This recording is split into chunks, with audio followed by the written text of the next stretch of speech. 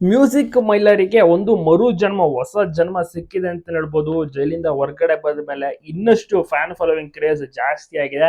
ಒಂದು ಕಡೆ ಹೇಳೋದಾದ್ರೆ ದುಪ್ಪಟ್ಟಾಗಿದೆ ಅಂತಾನೂ ಸಹ ಹೇಳ್ಬೋದು. ಹಲವಾರು ಫಂಕ್ಷನ್ ಗಳಿಗೆ ಈಗ ಹೋಗ್ತಾ ಇದ್ದಾರೆ, ಈವೆಂಟ್ಸ್ ಗಳನ್ನ ಮಾಡ್ತಾ ಇದ್ದಾರೆ.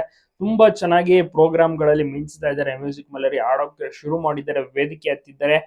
ಪತ್ನಿ ಅವ್ರಿಗೂ ಕೂಡ ಬಹಳನೇ ಖುಷಿಯಾಗಿದೆ. ಮುದ್ದಾದ ಮಗ, ಮುದ್ದಾದ ಪತ್ನಿ, ಸೊ ಒಟ್ಟಿಗೆ ಒಂದು ಟೀಮ್ ಜೊತೆಗೆ ಮತ್ತೊಮ್ಮೆ ಸೇರಿದ್ದು ಫ್ಯಾಮಿಲಿ ಮೆಂಬರ್ಸ್ಗೆ ಬಹಳ ಖುಷಿ ಆಯ್ತು. ಅಂದ್ಕೊಂಡೇ ಇರಲಿಲ್ಲ ಮ್ಯೂಸಿಕ್ ಮಲ್ಲರಿ ಅವರು ಬಹಳಷ್ಟು ಖಿನ್ನತೆಗೆ ಒಳಗಾಗಿದ್ರು. ಸೊ ಹೀಗಾಗಿ ಜೈಲಿಂದ ಹೊರಗಡೆ ಬಂದ ತಕ್ಷಣ ಅವರು ಲಾಂಗ್ ಗ್ಯಾಪ್ ಅನ್ನ ತೆಗೆದುಕೊಳ್ತಾರೆ ಅಂತ ತುಂಬಾ ಜನ ಎಕ್ಸ್ಪೆಕ್ಟ್ ಮಾಡಿದ್ರು.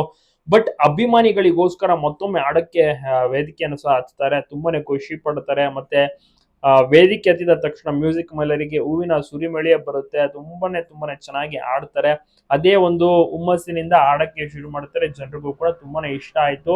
ಜನರ ಸಹ ಇಂಪ್ರೆಸ್ ಮಾಡ್ತಾರೆ, ಒಳ್ಳೆ ಮನೋರಂಜನೆಯೂ ಸಹ ನೀಡ್ತಾ ಇದ್ದಾರೆ. ಯಾದಗಿರಿ, ಕಲಬುರ್ಗಿ, ಸೊ ಹಾವೇರಿ, ಬಿಜಾಪುರ, ಬಾಗಲಕೋಟೆ ಎಲ್ಲಾ ಕಡೆಯಲ್ಲೂ ಸಹ ಮುಂದಿನ ದಿವಸಗಳಲ್ಲಿ ಪರ್ಫಾರ್ಮೆನ್ಸ್ ಅನ್ನ ನೀಡ್ತಾ ಹೋಗ್ತಾರೆ. ಈಗಾಗಲೇ ಆಚೆ ಕಡೆ ಬಂದು ಸುಮಾರು ಒಂದೆರಡು ವಾರಗಳು ಕಳೆದಿದೆ.